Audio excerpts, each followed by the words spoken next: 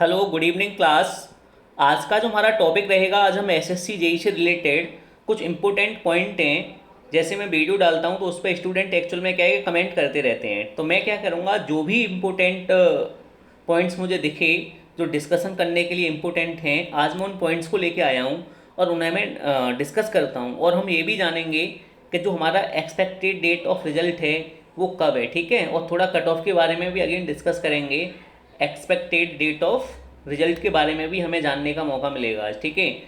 तो अभी सबसे अगर मैं पहले क्वेश्चन की बात करूँ तो पहले मैं आपको क्वेश्चन दिखाता हूँ कि मेरे पास में क्वेश्चन कौन से हैं। सबसे पहला क्वेश्चन सभी स्टूडेंट का है, एक्सपेक्टेड डेट ऑफ रिजल्ट।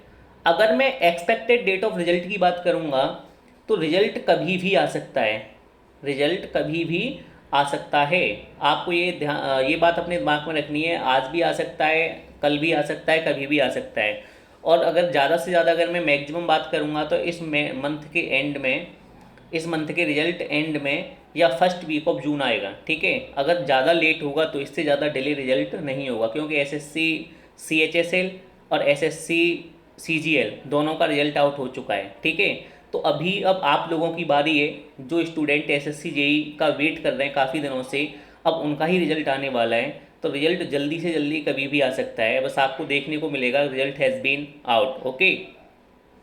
पहली बात।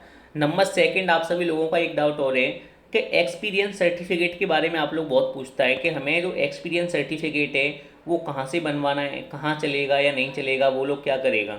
मैं आपको एक बात क्लियर बताता हूँ, जब भी कभी एक्सपीरियंस सर्टिफिकेट आपको बनवाना है तो एक तो बीआरओ के लिए, अगर आप डिप्लोमा होल्डर हैं तो बीआरओ के लिए, और एमईएस के लिए आपको क्या चाहिए, सर्टिफिकेट चाहिए। आप सर्टिफिकेट बनवा के अगर ले जाओगे तो एक्चुअल में क्या होगा, परेशान नहीं होना है। जो आपका डिपार्टमेंट है, डिपार्टमेंट क्या करेगा, आपका डीवी करेगा।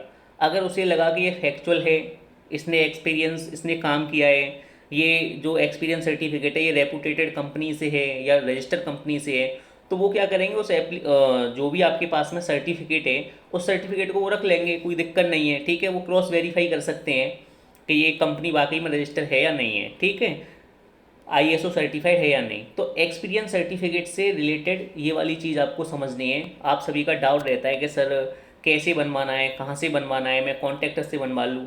मैं क्या बोल रहा हूँ आपसे कि 2 ईयर का सर्टिफिकेट आपको बनवाना है, ठीक है। आपने काम किया है या नहीं किया है वो मुझे नहीं पता। आपको क्या है कि सर्टिफिकेट बना के, अगर आपको कंपनी बना के सर्टिफिकेट देती है, रजिस्टर्ड है, तो आपको क्या करना है कि आप डिपार्टमेंट में जाओगे, अगर लगेगा उसे कि ये ठीक है, इस बंदे ने काम किया है, तो देन ओके। अदरवाइज वो क्या करेंगे, उसको आउट कर देंगे, ठीक है। सेकंड, एक ये डाउट आपका क्लियर हुआ। नंबर थर्ड, आपका डाउट आता है मेडिकल। मैं अभी सभी के लिए आपसे मेडिकल की बात करता हूँ, ठीक है। मेडिकल में हमने क्या बात की थी कि जैसे अगर मैं मेडिकल की बात करूँगा तो मेडिकल में CPWD और MES, पहले इन दो की बात करते हैं। CPWD और MES में क्या रहता है कि बस आपको एक चीज़ समझनी है, CPWD के अंदर कलर ब्लाइंडनेस नहीं है। एक वीडियो में कलर ब्लाइंडनेस पे भी बनाऊंगा, ठीक है। कलर ब्लाइंडनेस नहीं है। अगर जैसे कलर ब्लाइंडनेस आपकी है फिर भी आप CPWD में जाएंगे। अगर MES में आपके कलर ब्लाइंडनेस है तो आप MES में, अगर नॉर्मल माइल्ड है तो आप चलेगा, लेकिन अगर ज़्यादा कलर ब्लाइंडनेस है आपके यहाँ तो आप MES में फिर नहीं जा पाओगे। तो एक तरीके से ये मानो कि CPWD और MES दोनों में आप जा सकते हैं। कलर ब्लाइंडनेस बहुत ही कम लोगों को होती है, ये एक तरीके से जेनेटिक्स का डिजीज़ होती है, तो इसके बारे में ज़्यादा परेशान नहीं होना है। Each and every one is perfect, okay. Next क्या होता है मेडिकल के बारे में, जैसे आपको एक प्रॉब्लम आती है आई की, चाहे आप आइधर MES में जा रहे हो या आप CPWD में जा रहे हो। अगर आप चश्मा लगा के, ग्लास लगा के, स्पेक्टिकल्स यूज करके अगर आप चीज़ों को पढ़ पाते हो, देख पाते हो, तो आपके आई में कोई भी दिक्कत नहीं है, आप सेलेक्ट होंगे। नंबर थर्ड चीज़ आती है हाइट। हाइट का मैंने बता दिया है कि अगर आप MES में, चाहे आपकी हाइट 4 फुट है, चाहे आप 5 फुट के हो या आप 8 फुट के हो, कोई भी मैटर नहीं करता, आपकी हाइट कितनी भी हो। अगर आपने एग्जाम क्वालिफाई किया है तो you will be selected MES as well as CPWD, okay. In both department you will be selected. ये मेन चीज़ बस यही होती है, इसके अलावा और तो सब कुछ नॉर्मल होता है। आपका ब्लड टेस्ट होगा, ठीक है, और आपकी वेट कितना है, आप नॉर्मल चीज़ें होती हैं। इन दोनों का ही जो मेडिकल होता है CPWD और MES का, जो आपका कंसर्न CMO होता है डिस्ट्रिक्ट का, वहाँ से आपको बनवा के ले जाना होता है। तो आपको मेडिकल के बारे में CPWD और MES के मेडिकल के बारे में कोई भी टेंशन नहीं लेनी है।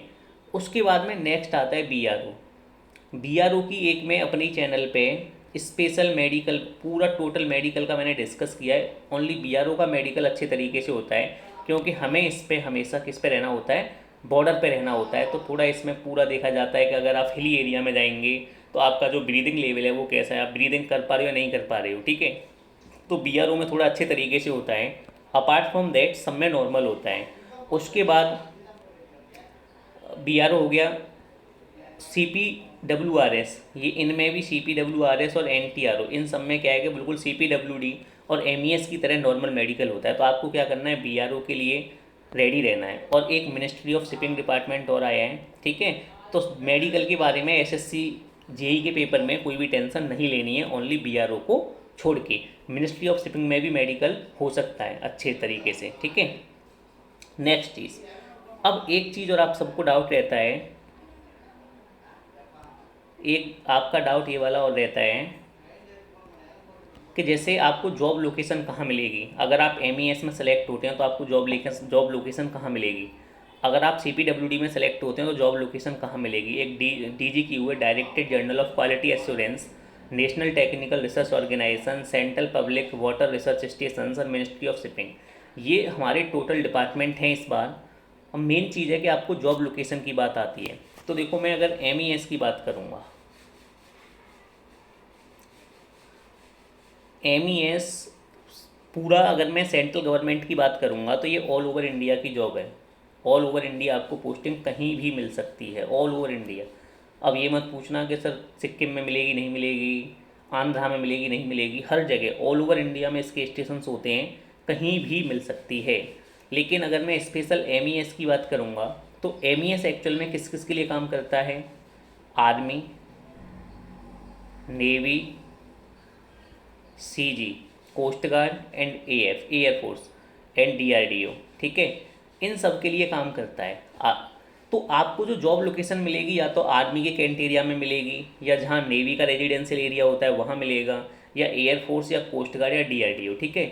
यहाँ पे आपको जॉब लोकेशन मिलेगी। अब जॉब लोकेशन में क्या है कि अकॉर्डिंग टू रैंक, आपकी कितनी रैंक आई है वो क्या करेंगे, रैंक के अकॉर्डिंग। अगर आपकी रैंक अच्छी है और सेंट्रल कमांड में वैकेंसी हैं तो सेंट्रल कमांड वालों को क्या होगा, सेंट्रल कमांड मिल जाएगा, ठीक है। जिनको सेंट्रल कमांड नहीं मिलेगा, जिनकी रैंक ज़्यादा है, तो किसी को ईस्ट कमांड मिलेगा। अब जैसे कमांड वाइज स्टेशंस होते हैं वो मैं लिस्ट एक बार इस पर डाल चुका था। अगर मैं ईस्ट कमांड की बात करूँगा तो ईस्ट कमांड में क्या है, जैसे आपका मेघालय है, असम है, कोलकाता है, ये सब किधर आते हैं, ईस्ट सिक्किम है, ये ईस्ट कमांड में आते हैं, ठीक है।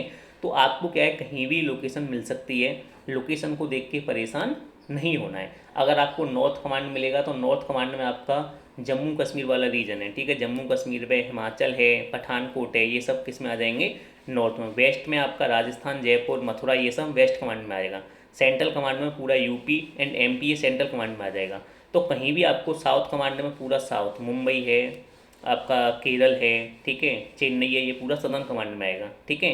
तो हमें क्या करना है कि जॉब लोकेशन इस तरीके से मिलती है, आइदर आप MES में हैं या आप CPWD में हैं। फर्स्ट आपको क्या होगा, जोन अलॉट हो जाएगा। जोन अलॉट होने के बाद में जैसे जो भी आपको जोन मिला है, जैसे अगर मुझको ईस्ट कमांड, ईस्टर्न कमांड मिला हुआ है या ईस्ट जोन मिला हुआ है, तो मुझे ईस्ट जोन में रहना होगा जब तक मैं JEE रहूँगा, ठीक है। ओनली ये किसके लिए वैलिड है, it is only valid for MES। MES में ऐसा होता है कि आपको जो भी जोन मिला है आप उसी में रहोगे until you will be promoted, ठीक है। जब तक आपका प्रमोशन नहीं होगा, जब तक आप उसी कमांड्स में रहोगे।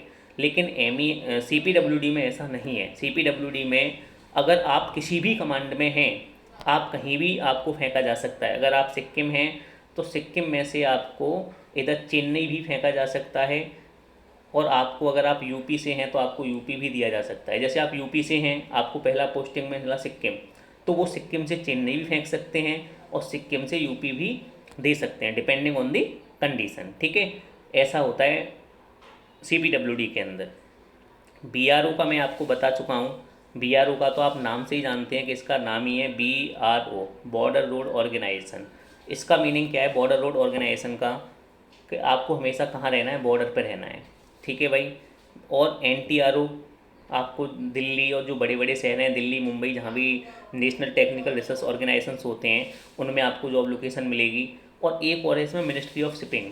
अगर मैं मिनिस्ट्री ऑफ शिपिंग की बात करूँगा तो ये आपको जो जॉब लोकेशन मिलेगी ये हमेशा कोस्टल रीजन में मिलेगी, हमेशा कोस्टल रीजन में, ठीक है। तो इसका भी आपको ध्यान रखना है। ये इसमें मिनिस्ट्री ऑफ शिपिंग जिस भी बंदे को मिलने वाला है तो उसको ना तो यूपी मिलने वाला, जैसे उसको कोलकाता मिल सकता है, गुजरात मिल सकता है, चेन्नई मिल सकता है, जो भी कोस्टल रीजन है, ठीक है। आपका वहाँ लोकेशन जाएगा मिनिस्ट्री ऑफ शिपिंग के अंदर। इस तरीके से आपको लोकेशन मिलने वाली है। अच्छा, और देखो, और आप लोगों का क्या क्वेश्चन रहता है कि जैसे कट ऑफ की बात हम बार बार कर रहे हैं, अभी मैं फिर भी एक ये छोटा मोटा आइडिया है सिविल के लिए ओनली। CPWD के एक्सपेक्टेड कट ऑफ है वो क्या रहेगी। अगर किसी बंदे के 300 मार्क्स हैं तो वो सेफ़ है किसके लिए, CPWD के लिए। कौन सी कैटेगरी में, UR कैटेगरी में, ठीक है। इसी तरीके से अगर OBC में है तो 270, और जो 260 मार्क्स हैं वो EWS, SC, ST, ये सब 260 के करीब अगर जिस बंदे के मार्क्स आएंगे तो he will be selected in CPWD। अब कभी कभी क्या होता है कि डिपेंडिंग ऑन दी एग्जामिनर किस तरीके से वो कॉपी चेक करता है। अगर उसने कॉपी चेक की आपकी अच्छी तरीके से, हार्ड कॉपी चेक की, तो ये कट ऑफ क्या है, कम जाएगा। अगर उसने थोड़ा नॉर्मल कॉपी चेक कर दी तो यही कट ऑफ क्या हो जाएगा, 10-20 नंबर बढ़ जाएगा, क्योंकि फिर सबको क्या होगा, अच्छे नंबर मिलेंगे। तो ये मैं वीडियो में इन्फॉर्मेशन देना था। इसके अलावा भी अगर कोई भी आपको डाउट है तो आप मुझे कमेंट करके बताइएगा। और अगर इस कोई जैसे आपको पर्सनल डाउट है तो ये मेरा सौरभ_अग्रवाल, AGRAWAL, ये मेरा इंस्टाग्राम है, ठीक है, इंस्टा ID है। तो आप मुझे इसमें मैसेज करके पूछ सकते हैं। वीडियो को पूरा देखो और लाइक शेयर एंड सब्सक्राइब भी करने की कोशिश करो भाई, ठीक है। अच्छा लगे तो करो, अदरवाइज़ कोई दिक्कत नहीं है, छोड़ दो। Okay, thank you class.